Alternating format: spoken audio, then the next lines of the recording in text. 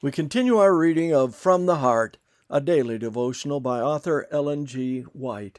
Today's reading, November 14, Image to the Beast.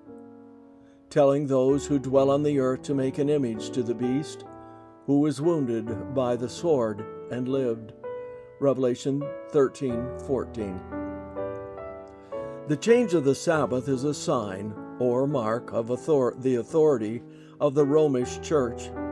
Those who, understanding the claims of the fourth commandment, choose to observe the false Sabbath in the place of the true are thereby paying homage to that power by which alone it is commanded. There are true Christians in every church, not excepting the Roman Catholic Communion.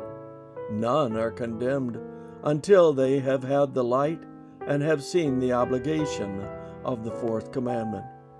But when the decree shall go forth, enforcing the counterfeit Sabbath, and the loud cry of the third angel shall warn the world against the worship of the beast and his image, the line will be clearly drawn between the false and the true. Then those who still continue in transgression will receive the mark of the beast.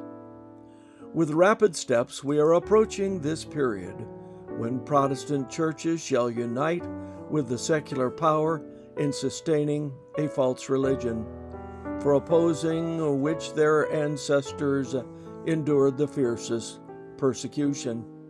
Then will the papal Sabbath be enforced by the combined authority of church and state. There will be a national apostasy which will end only in national ruin. By compromises and concessions, Protestants have tampered with and patronized popery, giving her vantage ground, which papists themselves are surprised to see and fail to understand. The Protestant world needs to be aroused to resist the advances of this most dangerous foe to civil and religious liberty. When the state shall enforce the decrees and sustain the institutions of the church, then will Protestant America have formed an image of the papacy. Then the true church will be assailed by persecution, as were God's people in ancient times. Almost every century furnishes instances of what human hearts, controlled by rage and malice, can do under a plea of serving God by protecting the rights of the church and state.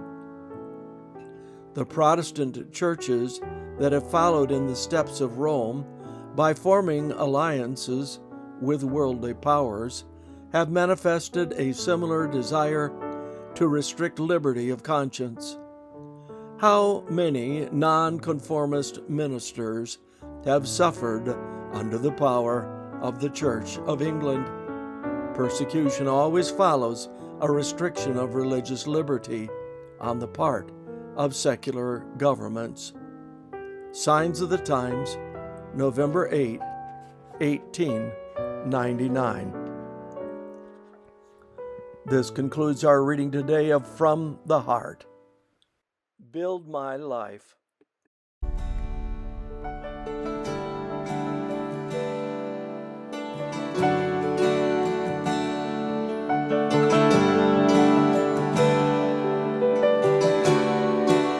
Worthy of every song we could ever sing, worthy of all the praise we could ever bring, worthy of every breath we could ever breathe. We live for you, we live for you. Jesus, the name above every other name. Jesus, the only one who could ever save.